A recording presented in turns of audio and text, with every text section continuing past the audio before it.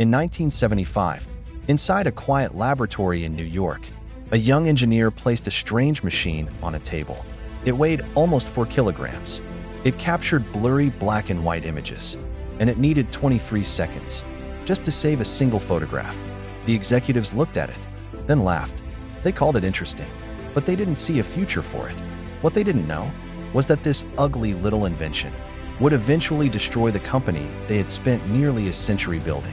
Because the company that invented digital photography was Kodak, and Kodak would become one of the greatest business failures in modern history. Long before smartphones, before Instagram, before selfies, photography belonged to one company. Kodak wasn't just successful, it was photography itself. For generations, birthdays, weddings, graduations, family vacations, every precious memory passed through Kodak. At its peak, Kodak controlled almost 90% of the film market in the United States. If you owned a camera, there was a very good chance Kodak made the film inside it. Their famous slogan became part of everyday life. Kodak moment, not just an advertisement, a phrase that entered history. Kodak wasn't simply selling film. It had built an empire. Every time someone pressed the shutter, Kodak made money. When customers developed their photos, Kodak made even more money. The business model was brilliant. Sell inexpensive cameras, then earn profits from the film. Again and again and again, millions of people unknowingly became lifelong Kodak customers. The company became so powerful that many believed its dominance would last forever. But history has a strange habit. The biggest empires rarely collapse because of their competitors. Sometimes they destroy themselves. Then, one engineer walked into Kodak's headquarters carrying a machine that should have guaranteed the company's future. Instead, it became the beginning of its downfall. His name was Steven Sasson, and what happened next changed the world forever. By 1975, Kodak was untouchable.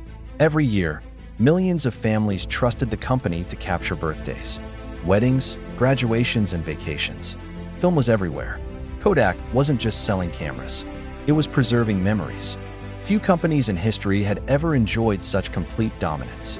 But while the world celebrated Kodak's success, something extraordinary was quietly happening inside one of its research laboratories, and almost nobody knew it. Among the hundreds of engineers working for Kodak was a young electrical engineer named Steven Sasson. He wasn't a senior executive. He wasn't famous. He wasn't trying to change the world. He had simply been given an engineering problem to solve. Kodak had recently acquired a strange, new electronic component called a charge-coupled device, better known today as a CCD sensor. Management wanted engineers to experiment with it.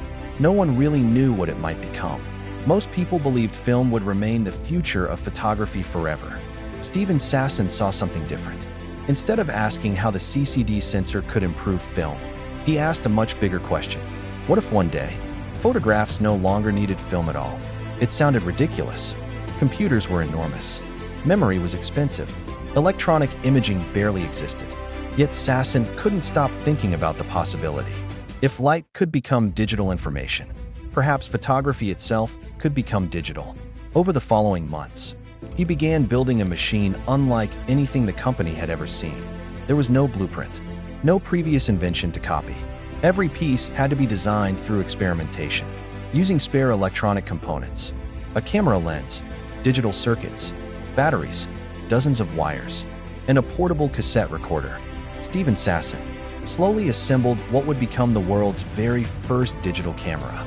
By modern standards, it looked almost unbelievable. The camera weighed nearly 4 kilograms. It was roughly the size of a toaster. It wasn't elegant. It wasn't portable. It wasn't practical. In fact, most people would never have guessed it was a camera at all. But appearances didn't matter, because hidden inside that bulky machine was the beginning of a technological revolution. Then came the moment that changed history. In December 1975, Steven Sasson pointed his prototype toward a laboratory assistant. He pressed the shutter. Instead of exposing photographic film, the camera converted light into electronic signals. Those signals were stored digitally on a cassette tape. Then, everyone waited. 23 long seconds passed. Finally, an image appeared on a television screen. It wasn't impressive. The photograph was black and white. only 100 by 100 pixels. The quality was poor. The process was painfully slow. Yet none of that mattered, because for the very first time in human history, a photograph had been captured, stored, and displayed without using a single piece of photographic film. Looking back today, it's difficult to appreciate how extraordinary that moment really was. Every smartphone, every digital camera, every selfie, every image uploaded to social media traces its origins back to that small laboratory inside Kodak.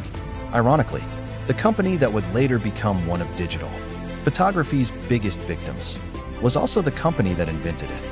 Steven Sasson understood something few people around him could see. Technology never stands still. Computers become faster. Components become smaller. Storage becomes cheaper. What looked impossible today could become ordinary tomorrow. Confident in his invention, Sasson prepared to demonstrate the camera to Kodak's senior executives. He believed they would immediately recognize its importance. Instead, he was about to walk into one of the most expensive business meetings in history. Steven Sasson believed he had just shown Kodak the future. The demonstration was successful.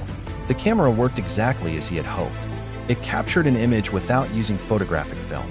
It stored that image electronically, and it proved that photography no longer depended on chemicals or film rolls. To an engineer, it was a breakthrough, but to Kodak's executives, it looked like something very different. It looked like a threat. Around the boardroom, the questions began. Who would ever want to look at photographs on a television? Why would anyone wait more than 20 seconds just to see one picture? The quality isn't even close to film. The criticism wasn't completely unreasonable. Digital photography was slow, expensive, and far inferior to Kodak's film cameras. But Steven Sasson wasn't building a camera for 1975. He was building one for the future. Unfortunately, Kodak was still thinking about the present. The company's executives faced a difficult decision.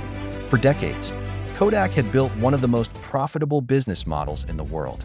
Customers didn't just buy cameras. They bought film. They paid to develop their photographs. They paid to print them. Every picture taken generated more revenue for Kodak. Digital photography threatened to eliminate that entire system. If people stopped buying film, Kodak's billion-dollar business could disappear almost overnight. Instead of asking, "How do we lead this revolution?" Kodak asked, "How do we protect what we already have?" While Kodak was still trying to protect its film empire, the rest of the world had already moved on. Companies like Sony, Canon, Nikon, and many others didn't see digital photography as a threat. They saw it as an opportunity.